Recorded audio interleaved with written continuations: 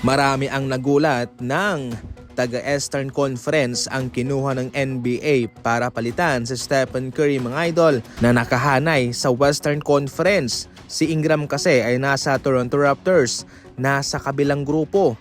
Kaya bakit kung napunta pa sa Eastern Conference ang paghanap ng NBA, why not itong si Reeves na lang? Eto mga idol, sa larawang ito atin pong makikita na di hamak naman na mas maganda itong performance at stats nitong si Reeves kumpara kay Ingram.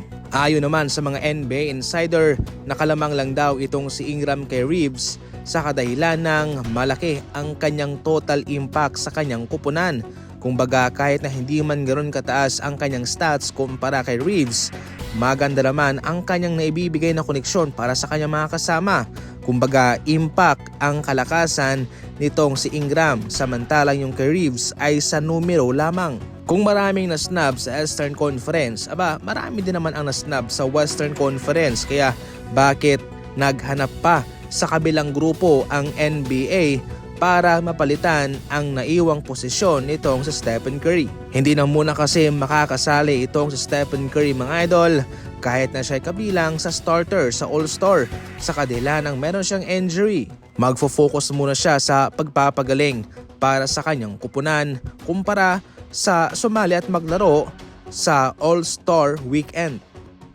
Siguro ay napanood yun na ang Super Bowl performance ni Bad Bunny. Pero bakit nga ba ganoon na lamang tangkilikin ng mga Amerikano ang Super Bowl mga idol? Ang Super Bowl ay tinuturing na napaka-espesyal na snack holiday para sa Amerika. Siyempre, para na rin sa larangan ng sport.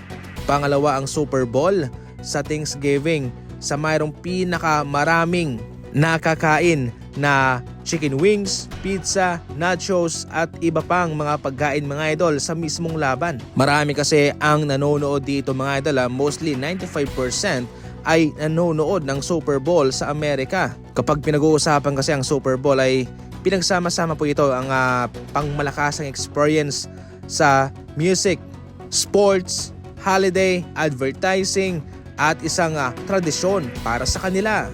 Given na maraming nanonood hindi lang sa personal, sa actual, kundi sa telebisyon at sa kanilang mga cellphone, nagbabayad po ng nasa 8 milyon hanggang 10 milyon ang mga kumpanya para lang may palabas ang kanilang advertisement sa loob lamang ng 30 segundo. Siyempre, instant impact naman kaagad ang mga kuha mo sa mga produkto mo. Hindi katulad sa ibang mga major American sports katulad ng NBA, MLB o NHL na mayroong series sa kanilang laban.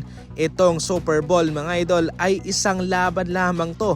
Kaya kung ikaw ay matatalo, tsak na talo ka na. At yung panalo, syempre magkakampiyon yun, matik.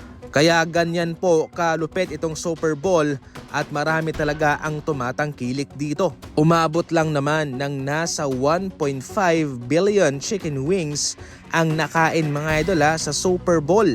At pagkatapos naman ng performance ni Bad Bunny ay nasa 700,000 ang nag-flash ng kanilang mga inidoro. Grabe mga idol. Para sa mga NBA at iba pang mga sports updates, tumuto ka lang dito. Maraming salamat po sa panonood.